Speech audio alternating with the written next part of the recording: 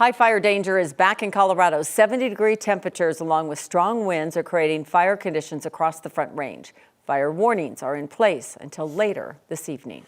Xcel is once again taking steps to mitigate the potential of any fires. The company says it's activated settings to make the power lines more sensitive. Those cut power if something like a tree branch, say, hits a line. Xcel says it is not planning a shutoff at this moment, but there could be unplanned outages. Fair warning. Thanks so much for being here, everyone. I'm Phil Lipoff. And I'm Kim Christensen. Xcel says it will continue to monitor the high risk of wildfires next week. We want to get right over to Chief Meteorologist Kathy Sabin with more on what we can expect. Hi there. We are tracking a cool front coming in tonight, which may actually bring some mountain snow showers and a bit of rain to the metro area. This ahead of a critical fire weather setup Thursday, Friday, and Saturday. Outside right now, temperatures have been in the 60s for the most part, but it is tinder dry out there, and we could certainly use another round of snow, which has already melted away. But travel has been great. I-25, I-70, no issues there. We're currently 65 in downtown Denver, only 57 at DIA, with the warmest temperatures in southeastern Colorado. We're awaiting a cool front approaching from the northwest, which is already producing winds in excess of 40 and 50 miles per hour over some of the higher passes. This system will move in from the northwest tonight. You'll know when it's here when the winds, they're going to really roar and pick up out of the north. It'll be a cold north wind and maybe, just maybe, a few light showers coming into the metro area with it. Not a lot on the radar yet, but we are hopeful when that front rolls in, there is the chance of some widely scattered light showers here in Denver in the form of rain, and in the mountains and foothills in the form of snow. A quick, fast-moving system, but any moisture is beneficial moisture when you're looking at the fire weather concerns that we have for this week. Temperatures in the 60s now, dropping into the 40s with increasing clouds and wind. Coming up, we're going to have details on tonight's cold front and a look ahead to a second stronger storm taking aim at us for the weekend. Kathy, thank you. Thornton City Council considering a resolution declaring a severe drought in that city. According to the resolution, the declaration would direct the Utilities Department to enact rules and regulations to conserve water in the city.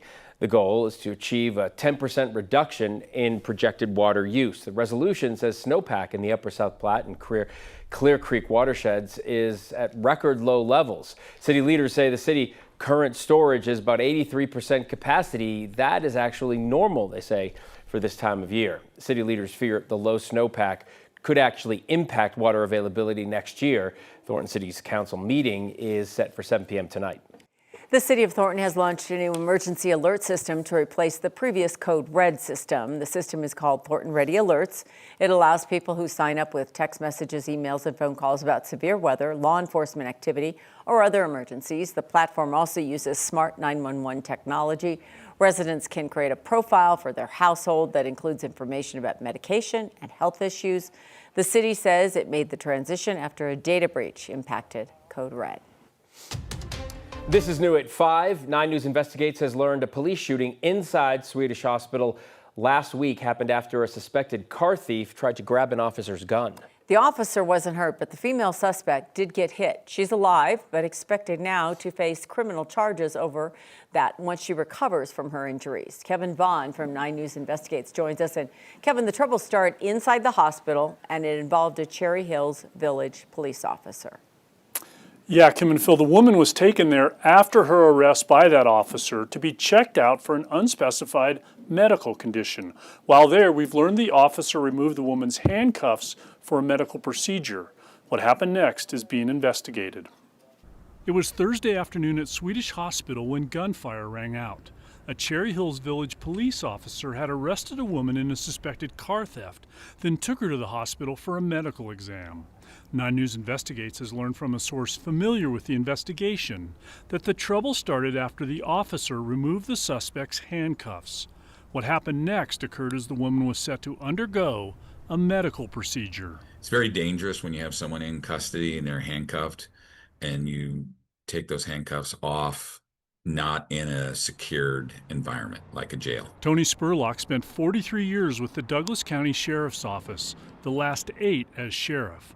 He's seen similar incidents over his career, including some where officers removed cuffs in an effort to make a suspect more comfortable. That's very dangerous for not only the officer, but for the arrestee and then for the general public. In this case, according to our source, the suspect tried to grab the officer's gun and threatened to kill the officer. In the ensuing struggle, the officer shot and wounded the woman. And an officer, really has no choice at that point but to to protect themselves and to protect the community that they're in. Court documents identify the suspect as Tara Studer, a woman with a long arrest record, most recently for a burglary in Lakewood.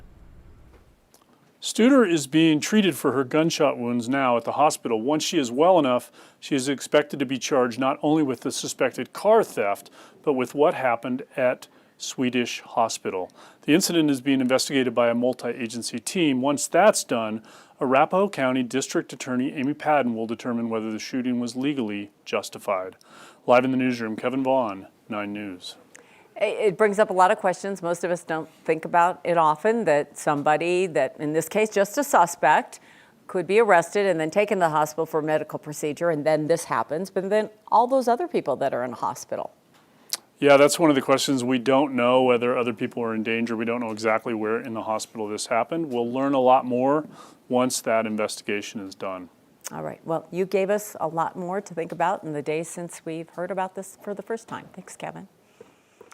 A 36-year-old man in Longmont has been arrested accused of possessing child sexual abuse material. The Boulder County Sheriff's Office says the investigation started after state and national agencies were alerted about the material being stored on a cloud storage platform.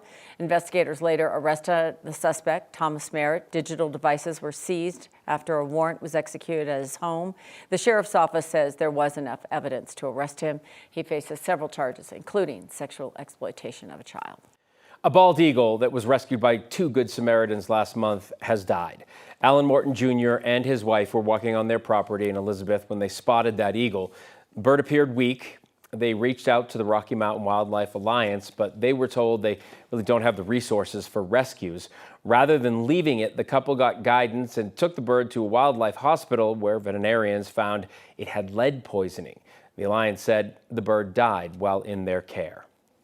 The group says lead poisoning is one of the most preventable causes of death in scavenging wildlife. Vail Resorts is blaming the poor winter season for its drop in revenue and skier visits. This is according to our partners at the Denver Business Journal. The company said it expects to make $144 million to $190 million in profit this fiscal year.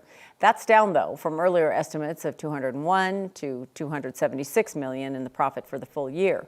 The company blamed the loss on the lack of snow that's hitting resorts in Colorado and Utah hard. There are fewer visitors. That's led to less business for rentals, ski schools, restaurants, shops. This is the second time this year that Vail has scaled back its profit expectations. Colorado is continuing to break records in sports betting. That is helping send millions of dollars to the state's water projects. The Division of Gaming says the betting generated more than $5 million in tax revenue in January alone, breaking a single-month record. That eclipses the previous record that was set last October at $4.7 million. The state says tax collections from sports betting has raised more than $100 million since 2020. The money collected will go toward funding river projects and improving water supply in the state.